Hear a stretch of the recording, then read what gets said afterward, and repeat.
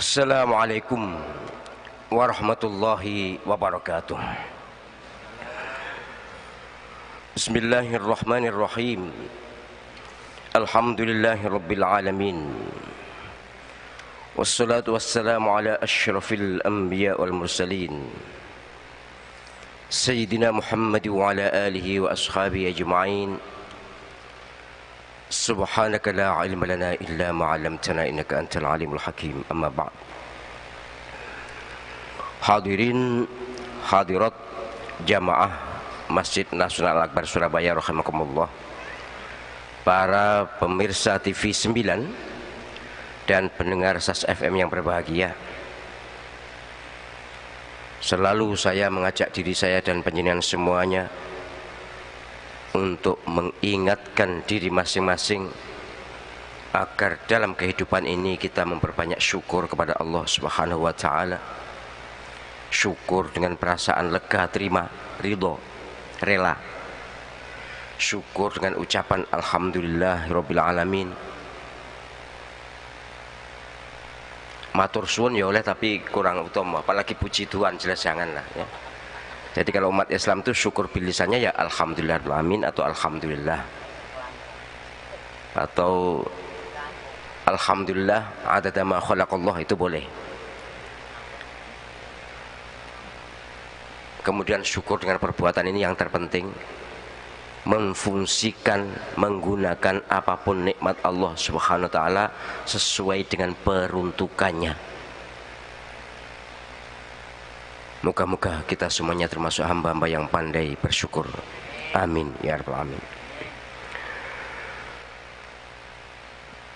Jamaah rahimakumullah, para pemirsa dan pendengar yang berbahagia. Ada pertanyaan yang sangat kontemporer. Walaupun yang bertanya satu, tapi ini penting. Dan nanti saya minta dikoreksi jika penjelasan saya salah, karena yang bertanya juga tidak bisa menjelaskan. Bagaimana hukumnya transaksi dropship? Transaksi dropship. Tak pikir drop yang ngedrop, ship ya pengedropan gitulah. Jadi mungkin, mohon maaf nanti tolong dikoreksi saya, mungkin maksudnya ini perdagangan online itu. Jadi misalnya saya membuka toko online Azahro Shop misalnya gitu ya, atau Dukanuz Zahro misalnya gitu ya, toko Azahro. Ya pokoknya toko di online, jual apa saja yang saya tawarkan, apa saja yang saya bisa. Tapi sebenarnya di saya tidak ada apa-apa. Saya menawarkan barang-barang, tapi saya sudah punya koneksi. Kalau saya perlu becak, misalnya saya akan pesan kepada pabrik becak. Kalau saya ada yang perlu misalnya beras, ya saya sudah punya langganan beras dan seterusnya. Seolah-olah saya ini toko besar nawarkan dagangan-dagangan itu di online, dan itu jutaan yang tahu. Kemudian ada orang yang kenal saya atau mengenal toko ini, kemudian pesen becak. Misalnya berapa harganya becak itu? Kalau bentor sekarang katakanlah misalnya 25 juta misalnya becak yang bagus, bukan yang ecek-ecek, bukan. Maka saya ya silakan dikirim uangnya kepada saya, si pemesan itu. Kemudian setelah dikirim saya baru pesan kepada produser becak, tolong saya pesan becak seperti ini, dikirim ke alamat yang minta tadi. Harga sebenarnya kepada produsen 20 juta, saya jual 25 juta. Saya tidak megang apa-apa, ya hanya bondo itu mau, bondo apa itu? Ya bukan bondo apa, itu apa, piano bondo website ya, bondo online itu mau. Dan segala macam, saya baju juga gitu, baju saya ya nawarkan baju, kemudian kalau saya ada orang pesan baju, lalu saya punya langganan Bu Jenny misalnya, itu yang biasa dipakai di TV itu misalnya, kemudian saya pesan, harganya dari Bu Jenny misalnya 1 juta, saya jual 1.250.000 dan seterusnya. Intinya saya tidak megang barang, tidak punya barang, saya juga hanya pesan-pesan aja, tapi saya menawarkan halal atau haram.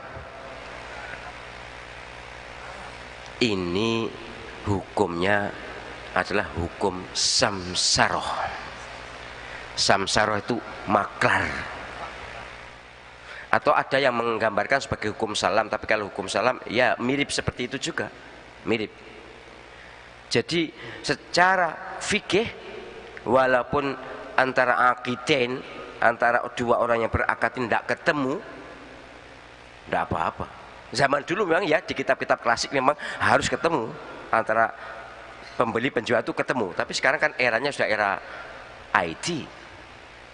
Jadi ini ya bondo apa mau, bondo online mau, apa boleh? Boleh. Asal jujur, asal beres. Yang menjadi tidak beres atau menjadi haram itu ya kalau tidak jujur, wes ditransfer kemudian tidak mau membelikan itu. Sekali lagi, secara fikih akad demikian ini saya lebih suka mendekatkan atau mensejajarkan atau menyamakan dengan akad samsaroh, akad maklaran. Maklar itu halal, maklar itu boleh. Tapi ya pokrol itu sebenarnya, pokrol itu ya podai, maklar kalau pokrol mirip-mirip, tapi pokrol itu biasanya untuk yang maklar bohong-bohong itu jenis pokrol. Jadi persoalannya bukan persoal maklarannya, tapi persoalannya kejujurannya. Nah,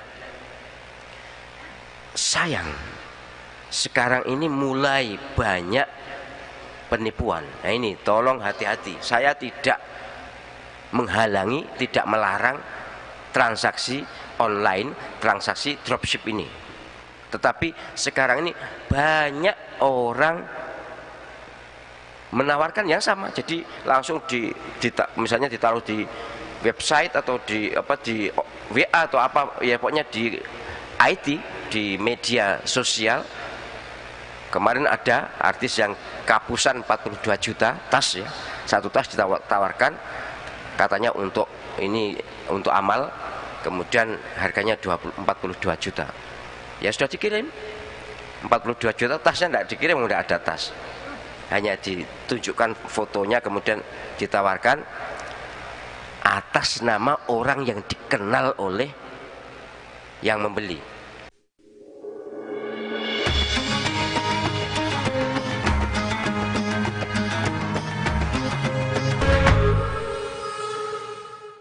Jadi si penipu ini bisa menirukan suara persis seperti yang punya tas supaya dipercaya. Katakanlah ada orang menggunakan nama saya kemudian menawarkan kepada jamaah ada surban ajaib misalnya, begitu ya, misalnya upama tapi gak ono surban ajaib, gak ono, ada surban ajaib saya baru dapat dari Mekah misalnya. Orang yang nawarkan tuh ya penipu, tapi menggunakan nama saya, menggunakan suara saya. Kalau nomor teleponnya nomor baru, ini nomor baru saya tawarkan pada Mas Wahid misalnya. Mas Wahid karena suka barang antik begitu, oh iya 100 juta mau ya, misalnya nanti duit ya. Duit Mas Wahid mau, kemudian ya itu dikirim 100 juta, transfer dulu, kemudian tidak dikirim. Dan masih banyak jenis penipuan. Memang inilah yang menyebabkan sebagian ulama mengharamkan jual beli online, karena tidak muktaman, tidak dapat dipercaya 100%. Tapi setahu saya yang sudah terkena itu justru itu lebih muktaman, lebih utama, lebih bisa dipercaya dibanding umumnya, dan harga lebih kompetitif. Saya yakin teman-teman ini kalau beli HP second mesti lebih enak lewat online. HP-nya karuan mutunya, kemudian harganya jelas kompetitif karena banyak kompetitornya melalui online. Dan ini adalah orang-orang yang ngerti IT. Sekali lagi, dimensi penipuan tidak bisa digunakan untuk mengharamkan transaksi. Jual beli biasa aja ada penipuan. Becak wis koklok lho, terus dipoles, cat wis cacat barang wis dipoles, iki utuh. Ini bagus, enak. Ketok emang apik dilus-lus ngono apik. Tapi tinggal rong dina langsung ambiar. Enek ngono ki wong aduh kono Afrika pun ndi kono. Nek becak kono wong becaknya Indonesia tok kok.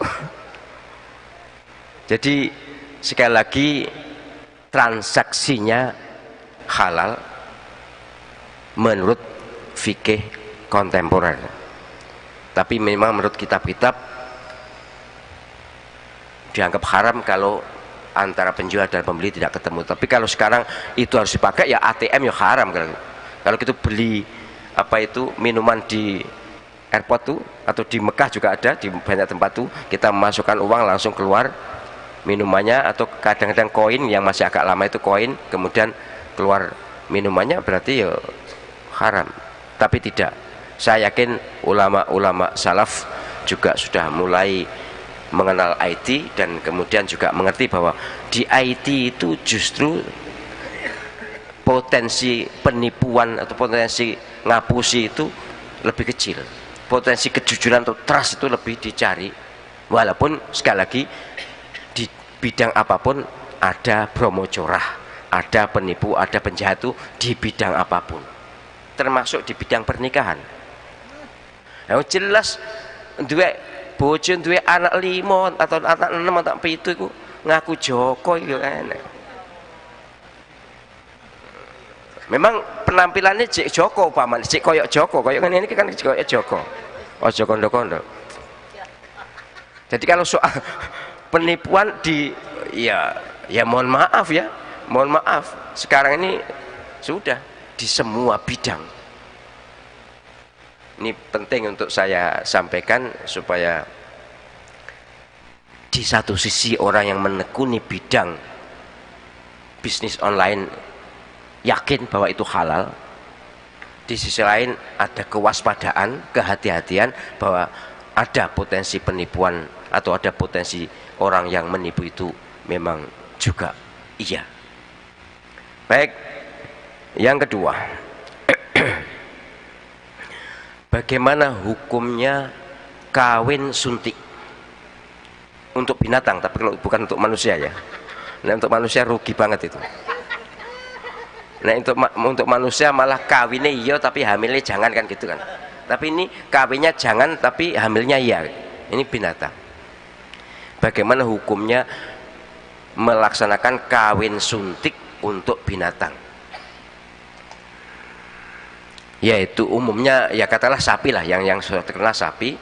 Jadi sapi itu supaya bunting atau hamil ya, bunting nek binatang, nek hamil menungso ya gitu, supaya bunting cepat dan kemudian ada bibit yang lebih unggul maka disuntik.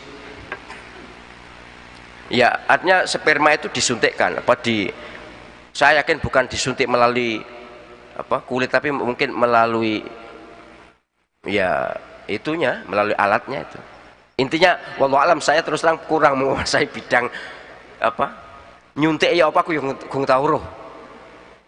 Nek nyuntik sapi loh, nek nyuntik menungso saya roh.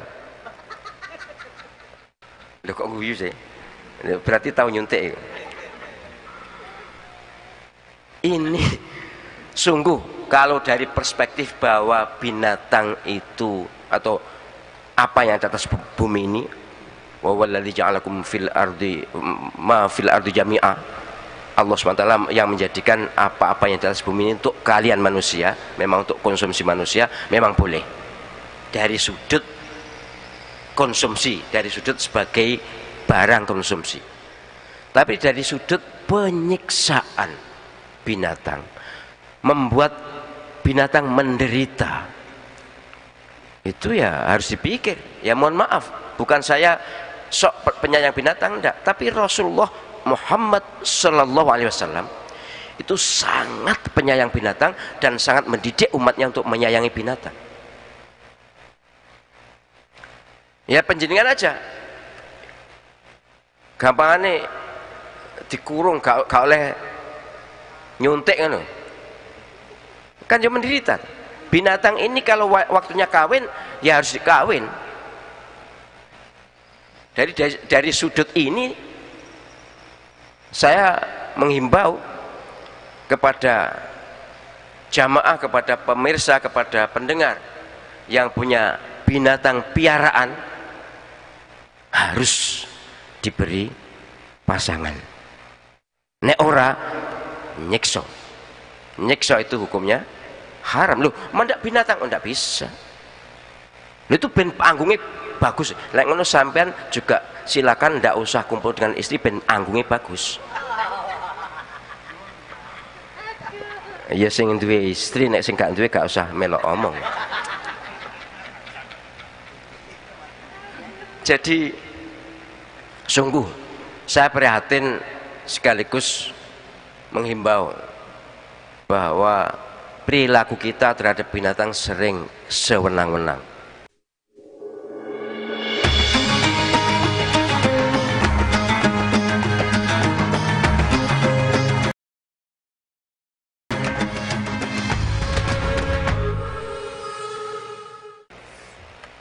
Nek semut rapopo langsung dibong. Ya nek semut ganggu ya.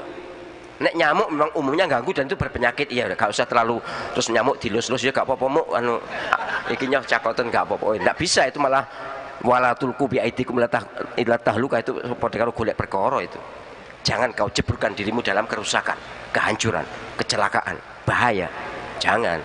Kalau nyamuk jelas itu memang harus dimusnahkan, walaupun secara sosiologis katanya Profesor Stanjio almarhum bahwa nyamuk itu kalau diberantas justru golek nyeluk bolone, tapi kalau diajak komunikasi malah tidak menyerang. Wallahu alam, silakan buktikan sendiri-sendiri. Tapi secara umum binatang itu juga butuh kenikmatan, butuh penyaluran. Jadi pensterilan, kemudian atau tuh karantina atau apapun namanya binatang, biasanya jago atau manuk atau apa, ikan juga, itu hukumnya haram karena menyiksa binatang tanpa alasan yang jelas. Tetapi jika sudah dicoba, misalnya begini, memang ada yang punya ikan yang mahal itu apa jenis ikan apa ya itu? Arwana ya. Nek koi rotok murah sih rotok larang saat diure arwana iki. Ikan arwana pernah dicoba dikasih pasangan malah dimakan, diserang, dimakan, mati. Nah itu sudah sekali nyoba itu ya sudah, berarti binatang ini ndak mau diberi pasangan, ya sudah kasih aja jangkrik atau apa ngono pakanan, ndak usah kasih pasangan. Atau misalnya panjenengan sudah mencoba ngingu jago itu lanang kan, kasih babon itu wedok ya. Kalau ternyata di situ malah dipetoli, malah dimusuhi, ya sudah dicoba. Tapi secara umum sekali lagi panjenengan harus membayangkan ketika punya binatang piaraan, bayangkan panjenengan sendiri ketika digitukan bagaimana. Tapi bagaimana ini kalau kan binatang tuh aslinya burung itu kan terbang. Kalau misalnya kita pelihara di sangkar, yang penting diupahnya apik, makan cukup, minum cukup, kemudian kebutuhan seksual juga cukup. Ya nek kebutuhan seksual ya, karena pertanyaannya tentang kawin suntik mau. Jadi kawin suntik itu sebenarnya kalau dilihat dari sudut lembu sebagai konsumsi, maka sebenarnya boleh. Tapi ketika ditinjau dari lembu itu binatang yang butuh penyaluran seksual juga, maka selagi bisa dengan kawin normal maka dengan suntik jangan. Tapi biasanya alasannya ini untuk peternakan, untuk mempercepat reproduksi, ya silahkanlah. Moga-moga nanti ada teknologi untuk memuaskan sapi dalam arti seksual. Wong-wongnya gungporo. Tapi sekali lagi ini perspektifnya himbauan supaya kita umat Islam itu menyayangi binatang. Jangan gampang-gampang mateni binatang. Enek coro langsung pateni, enek cecek langsung pateni. Kalau mateni cecek memang ada perintahnya, tapi itu zaman dulu. Ketika cecek justru menjadi bolone iblis untuk menunjukkan Nabi, tempatnya Nabi ketika Nabi bersembunyi waktu itu. Kemudian Nabi keluar sabda membunuh cecek itu berpahala. Tetapi tidak itu lalu berlaku seterusnya, tentu tidak. Ini pemahaman memang bisa yang tekstual, memang wis pokoknya enak cecek patah ini ganjaran, silakan, itu tekstual, pemahaman teksnya. Kemudian kalau konteksnya, ya karena konteksnya waktu itu memang cecek menimbulkan gangguan, maka sekarang jika cecek menimbulkan gangguan nolak yang dindi, ya silakan pateni. Tapi kalau tidak menimbulkan gangguan, ya jangan. Sebab kalau memahami tekstual itu kadang-kadang juga bisa repotnya. Contohnya gini, ma bainal masyriqi wal maghribi qiblah. Antara timur dan barat itu kiblat. Berarti kiblat itu lor toh. Gitu loh, antara timur dan barat kan gitu loh, lor. Itu disabdakan oleh Rasulullah SAW di Madinah. Maka Nabi bersabda, pokoknya wong sholat itu madhep antara timur dan barat madhep kiblat. Berarti madhep ngidul, karena Madinah utaranya Mekah. Lah nek hadis iku digawe rene, ma bainal masyriqi wal maghribi kiblah, berarti nek salat ya kudu madhep ngidul. Kan salah itu, tekstual. Itu salah satu contoh. Sekali lagi, saya tetap menghargai orang yang memahami Islam secara tekstual, silakan selagi masih bisa. Tetapi buktinya mazhab Daud Az-Zahiri aus, kemudian habis pengikutnya karena Az-Zahiri itu selalu memahami secara tekstual, secara zahir, sehingga tidak bisa berjalan lama, tidak bisa berlaku lama karena memang tidak cocok dengan keadaan. Jadi soal mateni cecek atau membunuh cecek itu ya memang berbahaya, bahkan membunuh binatang apapun yang berbahaya untuk kita, yang ganggu kita, berbahaya juga. Asal jangan nyiksa loh ya. Ojo terus diduduk dik terus ditinggal ngalih. Ya harus dipateni sampai mati. Cepat mati itu lebih baik. Karena kadang-kadang enggak diduduk tinggal ngalih. Saya juga ngeri kalau melihat para penjual ikan di pasar itu. Ya kadang-kadang lele kalau gramnya atau apapun ikan diduduk tuk kepalanya tuk semaput itu tuk ya setengah hancur ya setengah, ya mesti mumet. Ya jelas. Ini enggak dipikir kadang-kadang. Lah nek pengen rasane dudukan kepalamu dhewe sik baru nuduk iku.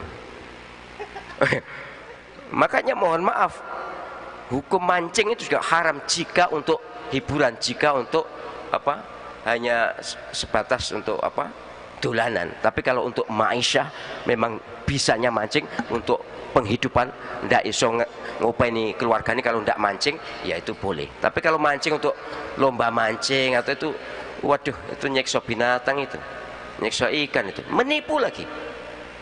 Ikan ditawani makanan itu loh, makanan bagus, ternyata enek cacing enek pancingnya itu enek gredelane itu entek, kemudian terus ya sudah nyantol, kemudian diangkat terus sorak sore gembira.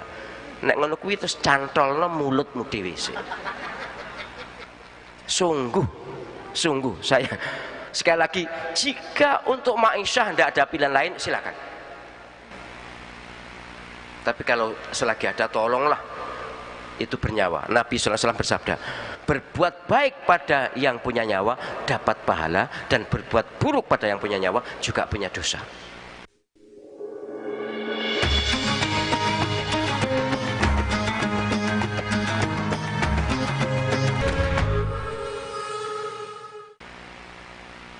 kullu di ritopin ajrun. Semua yang basah, yang punya nyawa maksudnya, itu bisa mendapatkan pahala. Sekaligus kalau sebaliknya menyiksa bisa punya dosa. Panjenengan mesti ingat cerita orang memberi minum anjing, dia masuk surga karena ikhlasnya memberi minum anjing. Nah, memberi minum manusia mungkin tidak bisa mengantarkan ke surga karena tidak ikhlas. Tapi ini masuk surga karena memberi minum anjing dan tidak ada orang siapapun kecuali dia dan anjing, sehingga ikhlas banget. Inilah menjadi pengantar dia masuk surga nanti. Kemudian ada perempuan yang menyiksa kucing, dicencang, tidak diapa-apa ini sampai mati kelaparan, sehingga dia nanti masuk neraka karena kekejamannya pada kucing. Ini menjadi perhatian kita bahwa sebenarnya perlakuan kita pada binatang pun, bahkan pada pepohonan pun juga ada pahalanya, asal hati ini ditata dengan baik. Baik, itu sebagai pengantar. Silakan sekarang yang mau bertanya. Assalamualaikum warahmatullahi wabarakatuh. Waalaikumsalam warahmatullahi wabarakatuh. Nama Jamasari. Pak Jamasari, monggo. Berkaitan dengan maklar tadi, Ustaz. Oh ya.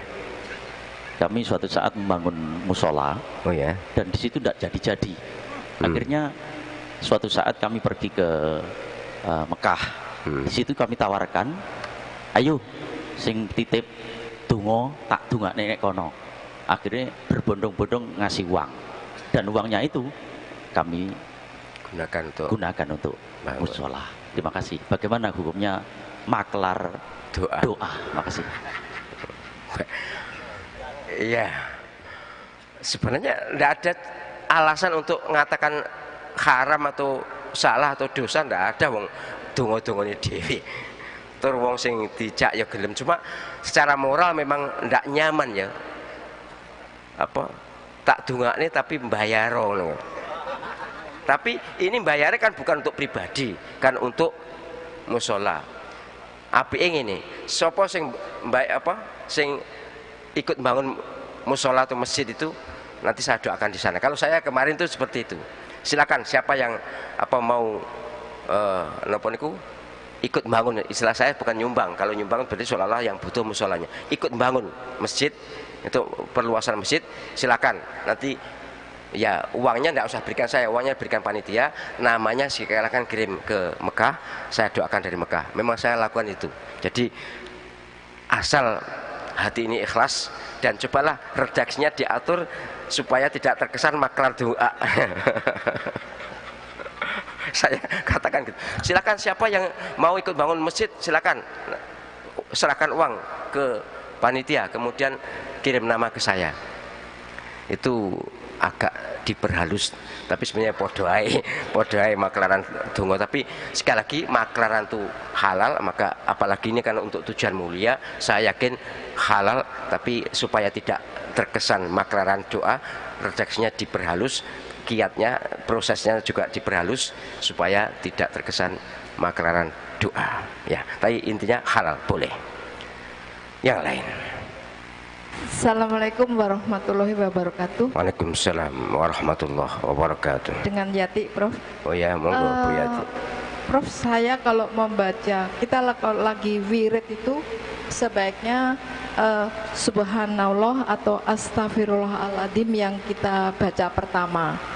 Kemudian yang kedua, apabila orang sakit gula, Prof ya, tapi sama dokter dia tidak boleh berpuasa, itu apakah boleh ikut sholat id atau boleh ikut sholat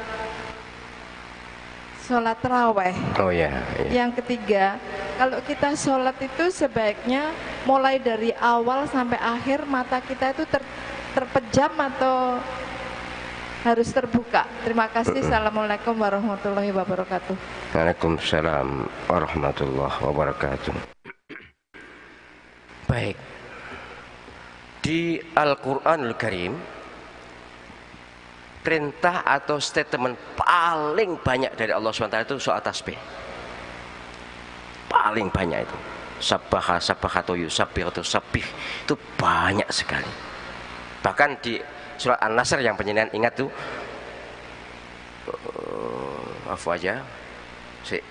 idza jaa nasrullahi wal fath wa ra'aitan nasa yadkhuluna fi dinillahi afwaja fasabbih bihamdi rabbika wastaghfir. Dari ayat ini jelas lebih dulu perintah untuk tasbih daripada untuk istighfar.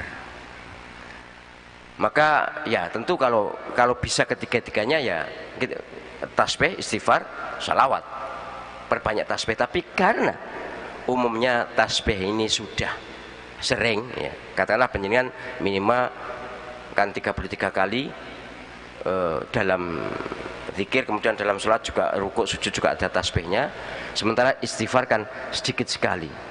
Sementara padahal dosa kita tuh sangat banyak, maka yang sering saya nasihatkan adalah perbanyak istighfar. Tapi itu maksudnya bukan abaikan tasbih, enggak ya. Mulailah dengan tasbih, apa-apa dengan tasbih, subhanallah wa bihamdi subhanallah azim beberapa kali, kemudian baru banyak-banyak istighfar, karena kita ngerumangsani merasa bahwa dosa kita sangat banyak. Tetapi sebenarnya bertasbih pun juga bisa menghapus dosa. Bahkan sabda Nabi yang ya, sangat sahih itu, bertasbih 33 kali, alhamdulillah 33 kali, takbir 33 kali setiap selesai sholat, maka dosa-dosanya diampuni walau sebesar buih lautan. Kan berarti tasbih pun juga bisa menghapus dosa. Sekali lagi ya, saya berharap penjenengan bervariasi wiridnya atau zikirnya, itu bervariasi ya, tasbih, kemudian ya tahmid, kemudian takbir, kemudian tahlil la ilallah maksud saya, kemudian tahlilan juga boleh lah, kemudian sholawat, silakan divariasi supaya semua kena dan ya hati ini lebih tentram, nyaman, jangan satu macam. Ya sejujurnya saya mohon maaf, saya termasuk yang kurang setuju dengan zikir hanya Allah Allah, itu saya tidak setuju, karena jambal pada Gusti Allah Subhanahu wa taala. Ya mohon maaf ini pendapat pribadi. Saya pun kalau menyebut nama Allah mesti harus ada azza wa jalla atau subhanahu wa ta'ala. Saya menghimbau kepada semua hadirin, pada pemirsa, pada pendengar, tolong jangan pernah menyebut nama Allah hanya Allah saja. Tolong embel-embeli azza wa jalla atau subhanahu wa ta'ala. Gusti Allah boleh, kalau Gusti Allah, nek Gusti ini wis penghormatan tuh. Tapi nek jambal itu Allah itu pada karo nyeluk Pak Samsuri itu Sam atau Samsuri kan ya tersinggung kan pada ya jamaah kita, disuruh jambal ya tersinggung, apalagi Gusti Allah Subhanahu wa ta'ala. Nabi coba begitu menyebut nama Nabi, saya himbau ke penjenengan juga embel-embeli sallallahu alaihi wasallam. Selalu begitu, waraduk suwe ben, tapi untuk ganjaran. Nabi sallallahu alaihi wasallam harus selalu begitu, biasakan itu supaya penjenengan tidak pernah menyebut nama Muhammad atau Rasulullah atau Nabi itu tanpa sholawat, menyebut nama Allah tanpa bertasbih atau tanpa azza wa jalla. Azza wa jalla itu maha mulia dan maha agung, itu ada juga, tapi yang paling populer kan subhanahu wa ta'ala, maha suci dan maha luhur, maha tinggi. Ya, kemudian ya semua orang yang uzur, apalagi uzur syar'i, sudah uzur syar'i itu boleh ikut sholat id. Orang haid boleh ikut sholat id, orang tidak poso ya melok sholat id ya. Orang yang tidak poso belas kilo moro-moro sholat id ya teko, masa harus digurak ya ndak lah.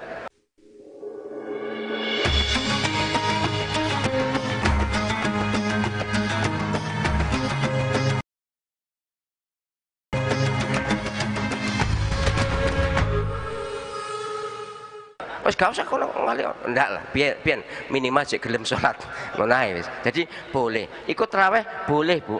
Misalnya karena penyakit gula kemudian ndak bisa puasa, atau penyakit apalah ndak bisa puasa sehingga dia selalu bayar fidyah, boleh ikut tarawih, bagus. Ikut salat Id bagus. Dan saya berharap penjenengan semuanya jangan gampang maidu mencela ngendoni orang yang beribadah. Wis to, ben enek wong poso Rejeb diganggu, poso Rejeb gak ono dalile, oh berarti gue maca hadise ngono ae. Wae saiki jek enek sing takok, gimana Ustaz sebenarnya poso Rejeb itu dalilnya ndak lho.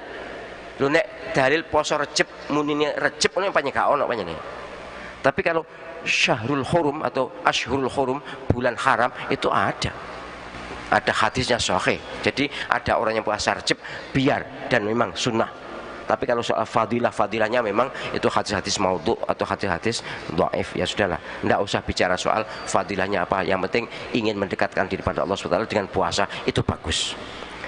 Kemudian apa yang tadi ya?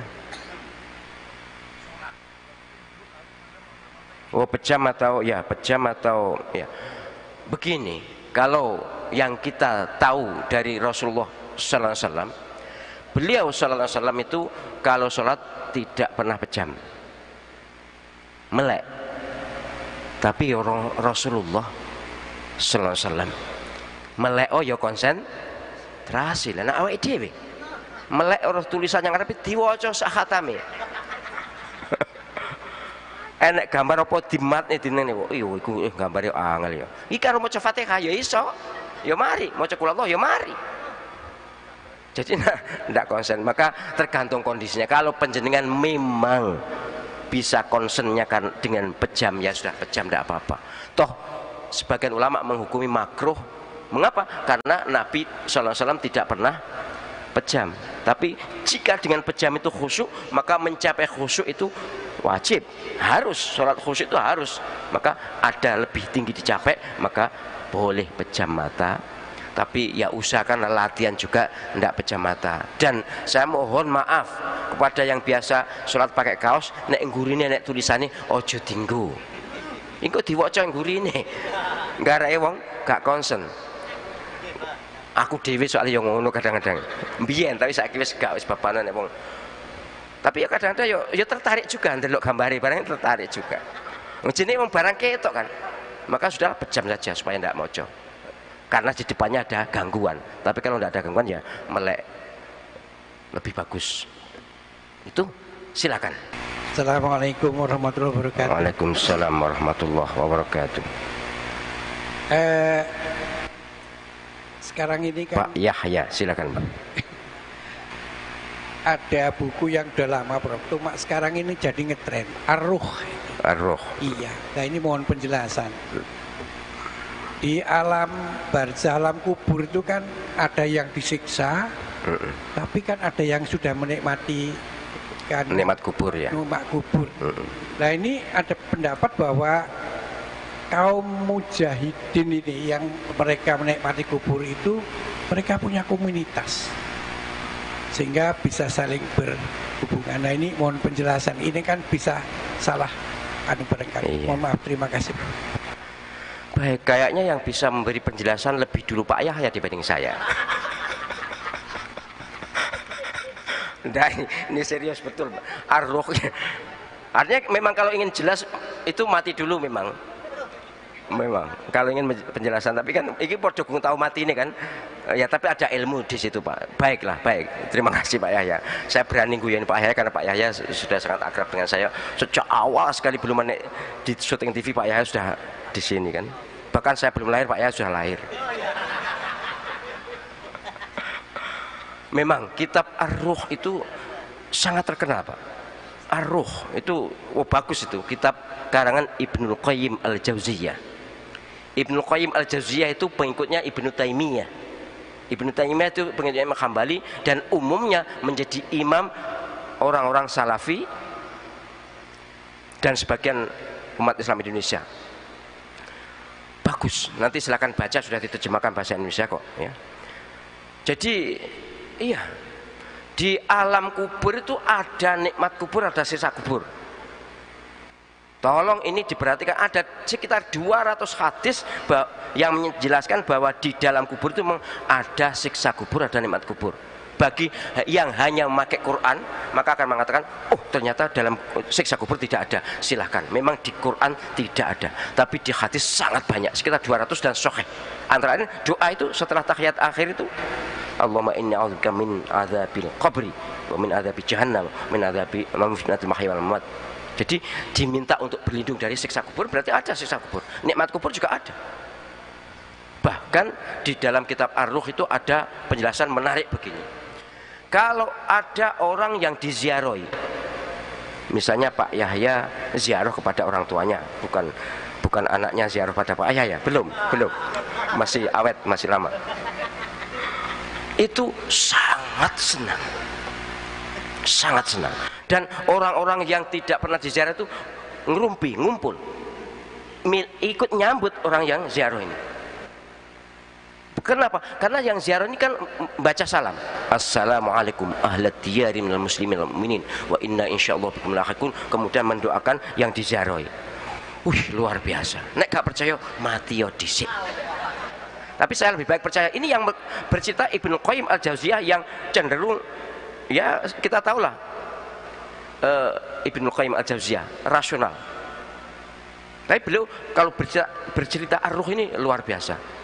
Saya ketika membaca itu seperti terbawa ke alam sana itu. Alhamdulillah cek uripnya. Alangkah indahnya kalau diziarah, dan alangkah menyesalnya orang yang sekarang berpendapat bahwa ziarah kubur itu syirik. Kalau ziarah kubur dengan memuja-muja kuburan, minta kuburan, iyalah, itu sangat membahayakan iman. Tapi ziarah kubur sesuai dengan tuntunan Nabi, kuntu nahaitukum an ziyaratil kubur atau an ziyaratil qabr ala fazuruha, hadis sahih riwayat Muslim.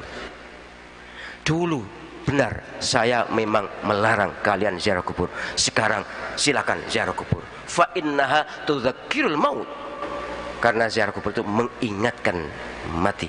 Dan dalam hadis lain, kalau orang lewat kuburan atau ziarah kuburan kan suruh baca salam. Berarti salam itu ada gunanya untuk yang kuburan. Nah, kalau gunanya nyapok salam, mereka ngerti disalam itu. Percaya Pak Sam? Gak percaya? Percaya ya, nek percaya ya wis, apik percaya. Nek gak percaya, siapa yang gak percaya silakan orang tua pengen siapa namanya, saya akan doakan moga-moga masuk neraka. Moga-moga masuk apa disiksa di dalam kubur. Loh jangan, loh enggak teko kowe. Doanya gak mandi, gak teko ya wis, nek gak teko kan didongakne moga-moga disiksa yang kuburan kan gak apa-apa. Nyatane gak oleh kan. Siapapun akan keberatan kalau orang tuanya didoakan masuk neraka. Iya tuh, loh kok nggunya telat. Loh, gak oleh, doakan tuh jangan. Ziarah kubur jangan. Nah ini akan nek ngono ya wis tak dongakne muga-muga disiksa yang jero kuburan. Loh jangan. Lah nek jangan berarti dia khawatir juga.